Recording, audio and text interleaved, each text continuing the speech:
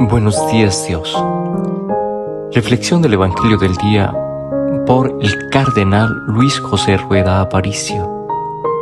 Abre tu corazón a la palabra de Dios.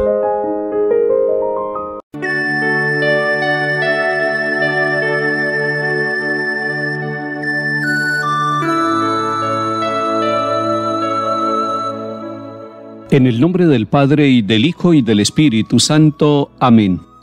Señor, tú me llamaste para ser instrumento de tu gracia, para anunciar la buena nueva, para sanar las almas, instrumento de paz y de justicia, pregonero de todas tus palabras, agua para calmar la sed hiriente, mano que bendice y que ama.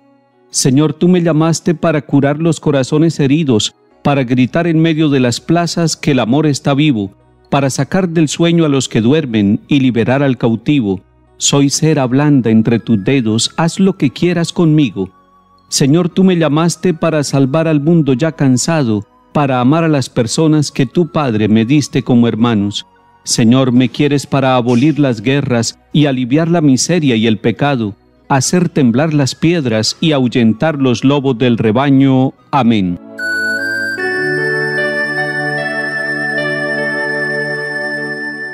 Lectura del libro de Jeremías, capítulo 26. Al comienzo del reinado de Joaquín, hijo de Josías, rey de Judá, recibió Jeremías esta palabra de parte del Señor. Esto dice el Señor: ponte en el atrio del templo, y cuando los ciudadanos de Judá entren en él para adorar, les repites a todos las palabras que yo te mande decirles. No dejes ni una sola. A ver si escuchan y se convierten cada cual de su mala conducta, y así me arrepentiré yo del mal que tengo pensado hacerles a causa de sus malas acciones. Les dirás: esto dice el Señor: si no me obedecen y cumplen la ley que les promulgué, si no escuchan las palabras de mis siervos los profetas que les he enviado, sin cesar, a pesar de que no hacían caso, trataré a este templo como al de Silo, y haré de esta ciudad fórmula de maldición para todos los pueblos de la tierra. Los profetas, los sacerdotes y todos los presentes oyeron a Jeremías pronunciar estas palabras en el templo del Señor. Cuando Jeremías acabó de transmitir cuanto el Señor le había ordenado decir a la gente, los sacerdotes, los profetas y todos los presentes lo agarraron y le dijeron: «Eres reo de muerte. ¿Por qué profetizas en el nombre del Señor que este templo acabará como el de Silo y que esta ciudad quedará en ruinas y deshabitada?» Y el pueblo se arremolinó en torno a Jeremías en el templo del Señor. Palabra de Dios. Te alabamos, Señor.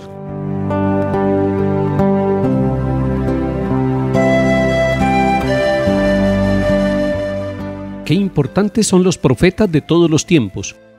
Profeta es el que habla en nombre de Dios, no el que habla en nombre propio. Profetas son todos los bautizados hombres y mujeres que en el nombre del Señor hablan no solamente con su palabra, sino también con su vida. Pero así como decimos que es muy importante la misión de los profetas de todos los tiempos, también tenemos que decir que no se han acabado los profetas, que nosotros estamos llamados a una profecía de cambio, de transformación, de conversión, una profecía que es capaz de denunciar todos los pecados y maldades de cada uno de nosotros y de todo el pueblo. Pero la profecía no es solamente la denuncia, la profecía es también el anuncio de la buena nueva, es el anuncio de la salvación, es el anuncio de la misericordia. Necesitamos profetas de esperanza en nuestro tiempo, hombres y mujeres que con su vida sean capaces de profetizar la bondad y el amor de Dios, la misericordia y el perdón, que tienen fuerza para transformar las personas y para transformar la historia de los pueblos.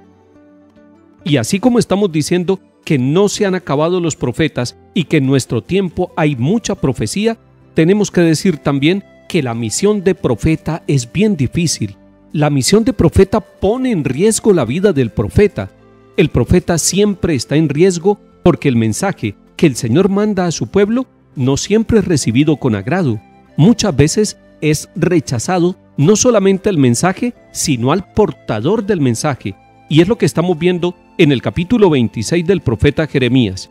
Les recomiendo que tomen el capítulo 26 y si usted es un hombre o una mujer que ha tratado de vivir en el nombre del Señor, que ha tratado de hablar en el nombre del Señor, de dar testimonio, y ha recibido rechazo, amenazas contra su propia vida y contra la vida de su familia, coge este capítulo 26 para que se llene de la fuerza del Señor, mirando cómo Jeremías es capaz de ir y anunciar obedientemente la palabra que el Señor le manda. Y el Señor le ha dicho que no vaya a faltar ninguna de las palabras, que hable con claridad.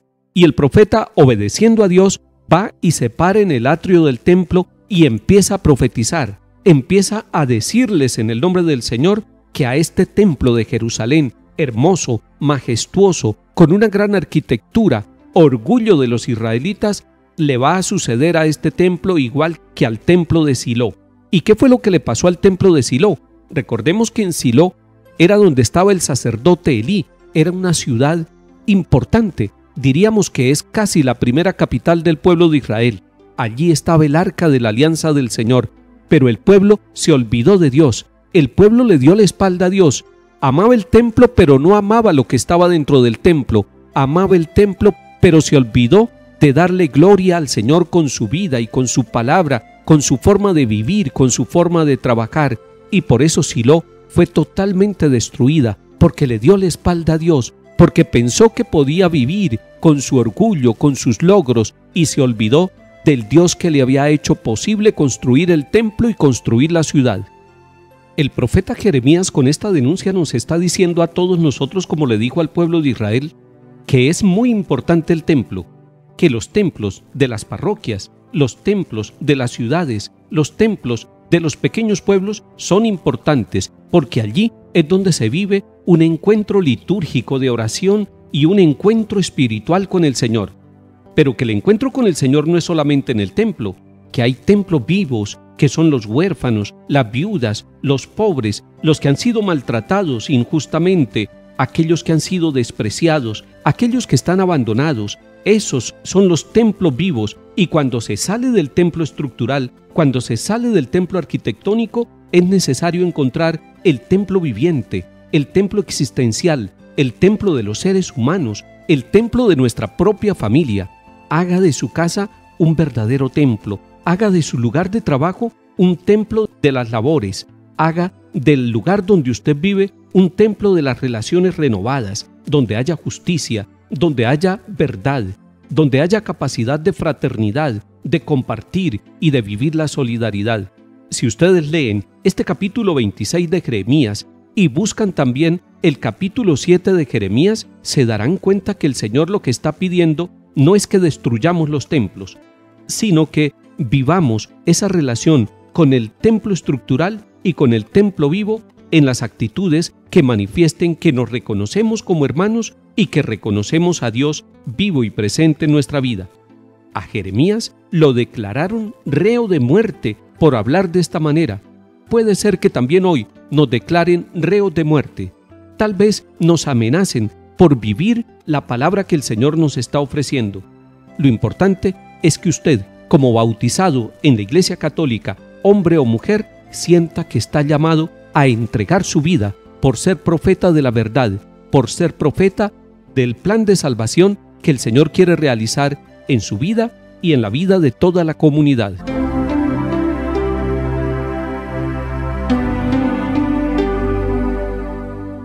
Salmo 68. Más que los pelos de mi cabeza son los que me odian sin razón, numerosos los que me atacan injustamente. ¿Es que voy a devolver lo que no he robado? Por ti he aguantado afrentas, la vergüenza cubrió mi rostro. Soy un extraño para mis hermanos, un extranjero para los hijos de mi madre, porque me devora el celo de tu templo y las afrentas con que te afrentan caen sobre mí. Mi oración se dirige a ti, Señor, el día de tu favor, que me escuche tu gran bondad, que tu fidelidad me ayude.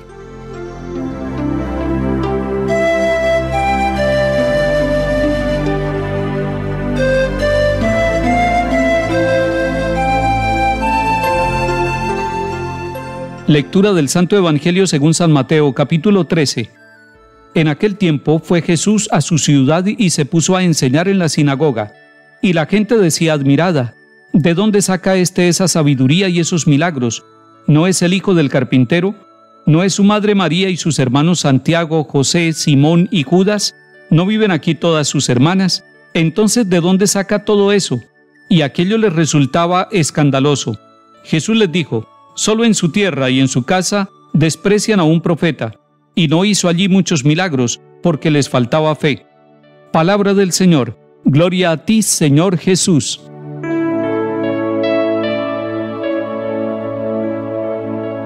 El capítulo 13 de San Mateo termina con la presencia de Jesús en su propia ciudad, allí donde se había criado, y se pone a enseñar en la sinagoga. Es el lugar de la enseñanza de los maestros, es el lugar donde los que saben la Sagrada Escritura pueden explicarla a la comunidad. Hagamos el esfuerzo de entrar en la admiración de los que lo están viendo.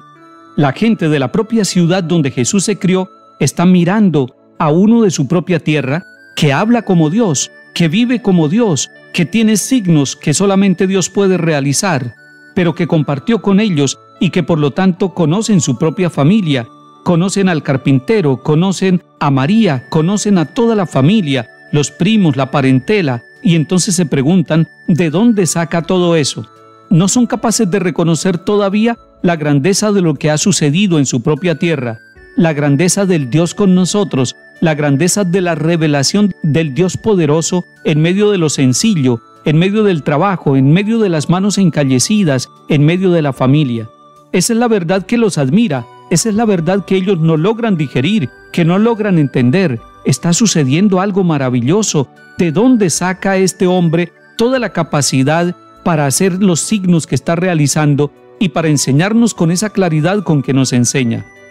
Y es que nosotros siempre nos sorprenderemos que en nuestra propia casa, que en nuestra propia familia, que en nuestra propia tierra, el Señor se revela y se manifiesta, porque Él quiere estar donde nosotros estamos, porque Él quiere revelarse en medio de los sencillos, porque Él quiere manifestar en medio de la humildad de nuestra vida la grandeza de su amor, de su poder, de su misericordia. Y por lo tanto, lo que está sucediendo con el pueblo que se admira ante la presencia maravillosa de Jesús, ese gran predicador, ese hombre lleno de milagros a quien todavía no pueden reconocer como el Hijo de Dios, es lo que sucede en nuestras vidas, es lo que sucede en nuestras familias. A veces no tenemos ojos para contemplar al Dios maravilloso en nuestra casa. A veces no tenemos oídos para escuchar su voz. A veces no tenemos palabras para dialogar con Él. A veces no tenemos corazón suficiente para reconocerlo, pero Él, con toda su maravilla, aunque no cabe en nuestra casa, aunque no cabe en nuestro pueblo humilde, aunque no cabe en nuestra historia personal, muchas veces marcada por el pecado, sin embargo allí está la presencia de Dios. Él se sigue revelando, Él se sigue manifestando, así como lo tenemos en la Eucaristía. Y la Eucaristía se celebra en el pueblo más humilde de nuestra región y del mundo entero, así como lo tenemos en la palabra de Dios, y la Biblia está presente allí en las casas de las familias pobres y humildes, así como lo tenemos en los sacramentos, y todos los familiares nuestros y los más sencillos hemos recibido los sacramentos y por lo tanto hemos recibido la grandeza de la presencia de Dios.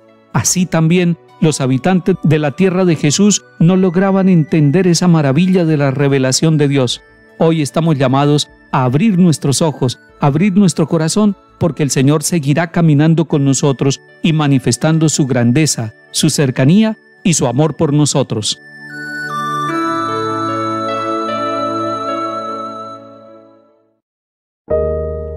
Buenos días, Dios. Reflexión del Evangelio del día por el Cardenal Luis José Rueda Aparicio. Abre tu corazón a la palabra de Dios.